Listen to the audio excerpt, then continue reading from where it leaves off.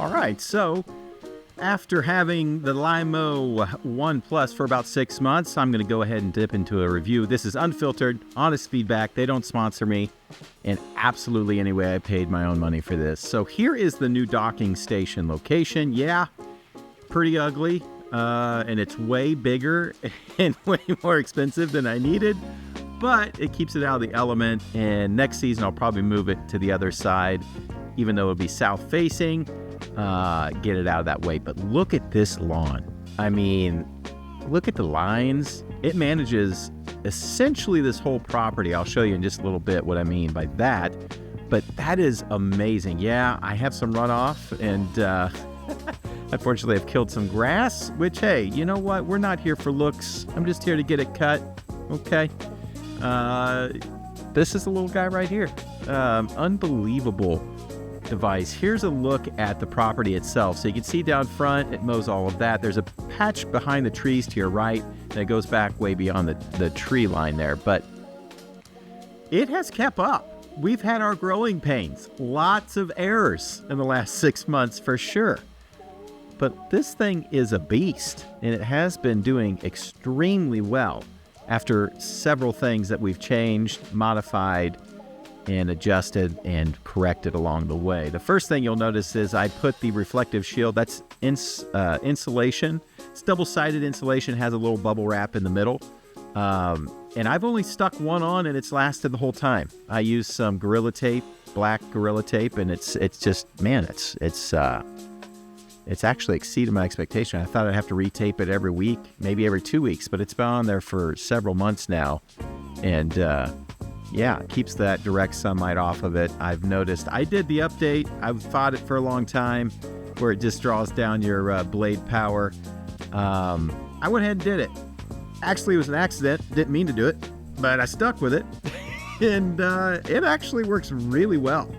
It cuts grass. It has not timed out at all. We have 100-degree heat here today in Kansas.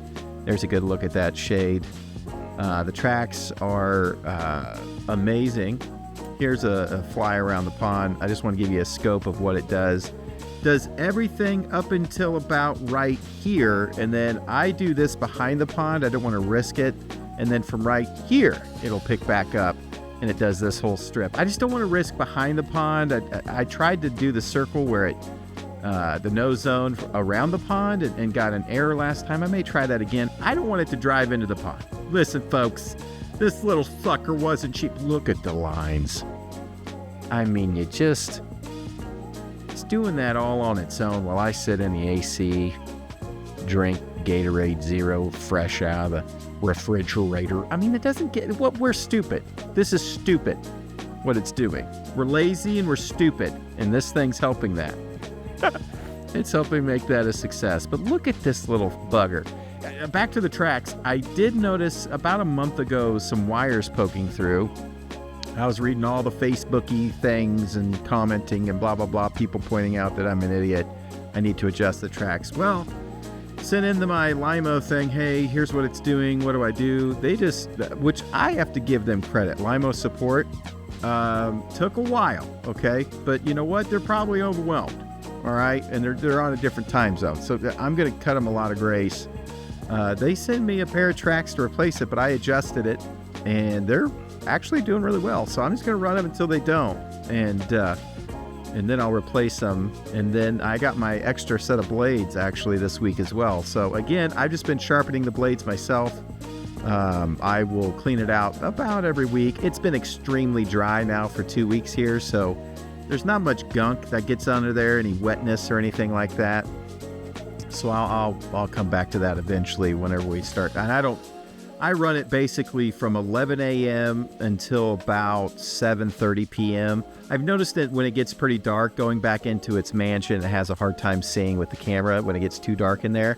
Next season, I'll probably install a motion light, so whenever it gets close, it turns on some light and gives it some more like a solar light or something. Just give it some backups when it's docking.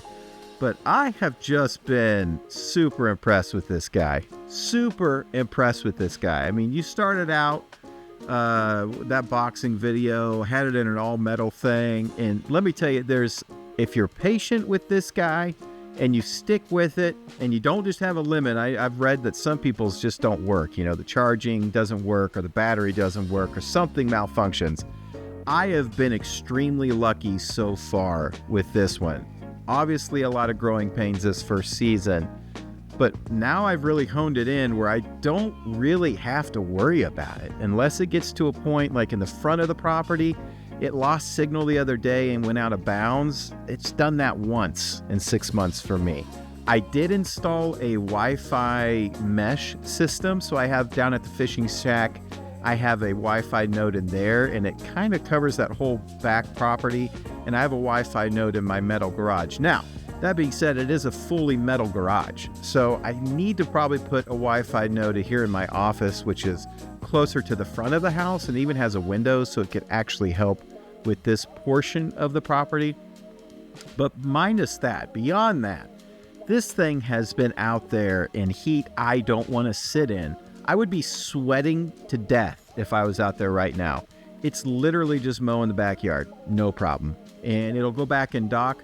One tip I'll give, and I've seen some others say it, is when this thing gets done mowing for, let's say, an hour and a half, whatever you got going, if it's hot outside, it's going to be hot as a device. So when it goes back, sometimes it won't start charging right away. You want to wait for about 15, maybe even 20 minutes. Let it cool down, and then I've noticed it'll start charging once it gets below a certain threshold on temp. I don't know if that's just, a safety feature they have inside. I assume it is. You don't want it to, blow up, catch fire. But yeah, that's super smart. It took me a while to figure that out, but once it cools off enough, it'll just start charging on its own. Again, that happens occasionally, but it takes care of itself. The only one I've had to really mess with is this when it went out of bounds, but that was at the front of the property. Not a lot of Wi-Fi up there, so I may add one more node. That'd give me 3 Wi-Fi nodes that are across the property that basically keep it in line, minus behind the pond. So that's one thing. Maybe even next season I'll wait to work with that. But guys, this thing is fantastic. I am excited for next season to come around. I've already learned a lot about it, and next season I think I'm going to be well ahead of the game. Who knows what updates they'll have between then, software-wise. But there's 2 things, really, that I wish I could do that I can't. If I'm on a beach in Florida, which we were early this year for vacation, and this guy was out mowing my property in Kansas, what I wish I could do, and I understand the security behind not letting me do it, I wish I could drive it with the camera on from my phone from the beach and say, hey, let me back you up and get you out of this scenario and then let you resume mowing. Because I could have done that a couple times and resolved my issue. Or when it was trying to dock, just back it up, go back into the zone and say resume docking and let it rework its way. I could have really gotten out of some jams while we were gone. I had a buddy stop by and he was taking care of it while we were out and about in Florida, enjoying ourselves at the beach. But if I could have that ability as the owner of the device to log in essentially to it from anywhere, not on its Wi-Fi network, that's the big kicker. So you don't want any hackers to, I get why they're not doing it, but man, what a treat that'd be if somehow I can verify 3 steps of verification. I don't care. I'll go in, email, put in the thing. Yeah, I have this number. Now send me a text. Great. Now send me a voice message. I'll listen to that for 30 seconds and type in a number.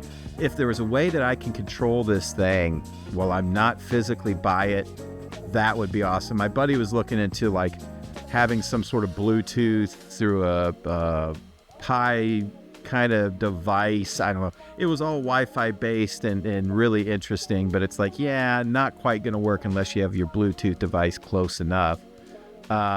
Much beyond that, guys, this thing is fantastic. The second thing I think I'd love to have on it is a camera in back. That's more so for the software itself to know, hey, if I get stuck, here's the back behind me. Let me just back up. I can back up on my own, resolve it software-wise internally, and then keep going. But that's a very huge nitpicky thing.